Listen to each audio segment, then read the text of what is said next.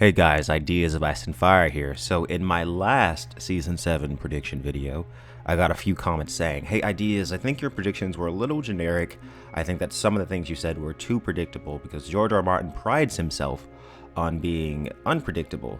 And while I think it's true that George R. R. Martin is usually not predictable, the showrunners a lot of the times are.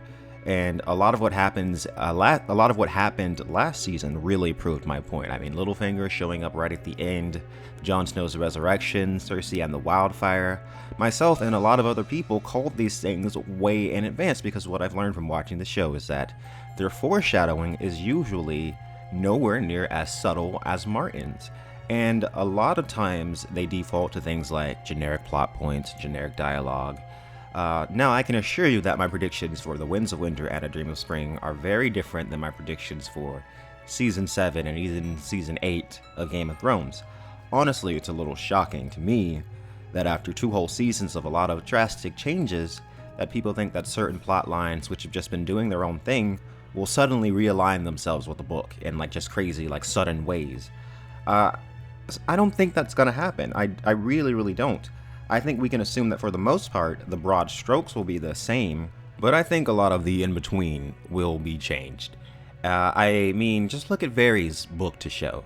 Varys had an entirely different plot in the books, which involved another Targaryen, not Daenerys, and that was cut and completely reworked. In the books right now, Littlefinger is trying to set up Sansa as the Queen of the North.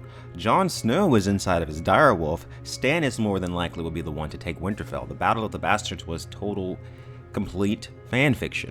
So I saved discussing Bran and Arya for this video because I do reference a lot of stuff from the books, and I know some people don't really like it, so if you don't want to hear these predictions because they do spoil certain plots in the books, then click off of this video now. Okay, so let's talk about Bran first. First off, I'm not sure we've actually seen the end of Bloodraven. He died inside of a weirwood tree. Watch my video Blood Trees if you haven't. When someone dies before a weirwood tree, their consciousness is absorbed into the weirwood net. So if it's true that if this is true in both the show and the books, like I think it is, then there's a possibility for his return. And also for a while now, I had the idea that Bloodraven wanted Bran's body. And I talk about this in my video Bloodraven's Prison. We know from the books that a strong enough skin changer can take over the body of someone else and basically force that person out of their own skin. And when this happens, if the body that they're stealing doesn't have green seer ability or doesn't have any type of powers, then the ability is not transferred along with the consciousness. Now Bran is just as powerful, if not more so, than Bloodraven. So he's the perfect vessel.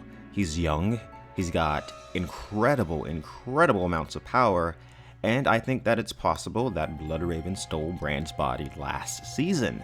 After all, Benjen does refer to him as the Three-Eyed Raven, and also Bloodraven, who constantly says things like it's time for you, well, he does say to Bran that it's time for you to become me. And yeah, there's more than a couple hints that something is a little off with this. Moving on to Arya. Now Arya is very interesting because I feel like her story has diverged a lot from what Martin actually intended in many ways, but it's still on track in many ways as well. I've always saw her as becoming cold-hearted and kind of an evil killer, since A Clash of Kings really, when the Ghost of High Heart called her Bloodchild, and the Ghost of High Heart feared her. Basically, if you don't know about the Ghost of High Heart, she's not in the show. In the Riverlands, there's like this hill with a bunch of chopped down weirwood trees, and if you stay there sometimes you'll see this little elf woman with red eyes. She looks as though she might be descended from the Children of the Forest. We don't really know, but she's really old. She's been around since at least the time before Summerhall, because she was at Summerhall. Like Summerhall, it was the castle where Rhaegar Targaryen was born, and there was a big fire. That's a whole nother thing, but yeah. This chick basically predicts that Arya is Bloodchild, Wolfchild, that she's like, that no good will come from, well, not that no good will necessarily come from her, but that she is kind of a dark soul. And then also in season 3, Melisandre says a similar thing. She says, I see a darkness in you, and in that darkness, eyes staring back at me.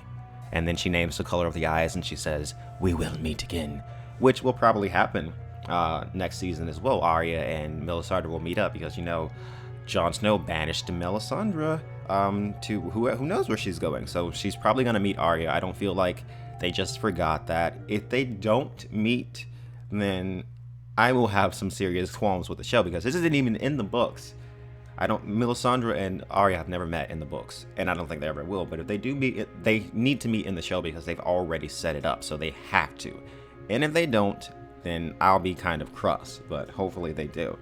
Now, since next season maybe only has 7 or 8 episodes, the good thing that comes out of this is that the budget per episode is a bit higher this season.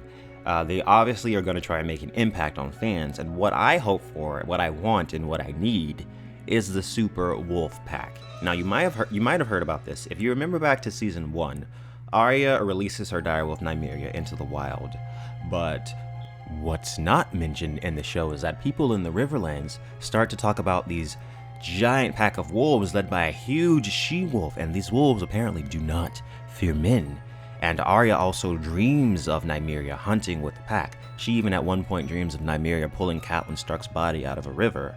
And while she's in Bravo, she also dreams of Nymeria. She's dreaming about Nymeria because Arya, like all of her siblings, are skin changers.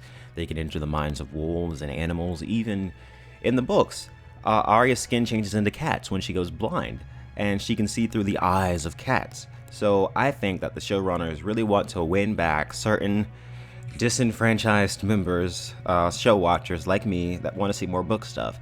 And I think the Arya Wolf Pack will be a great way to do so. I might even forgive Bravos. And also, out of all the Starks, I think that Arya is probably the most likely to die next season. I do. And if she does, then, and they do the wolf pack thing, then it's great because she's a warg and she can live a second life through her wolf. See, it wouldn't make sense for Jon Snow to die. He just died last season. It wouldn't make sense for Sansa to die either. Her arc has just started to realign where it was supposed to be after season 4, but then they did the whole thing in season 5 where she gets raped for an entire season.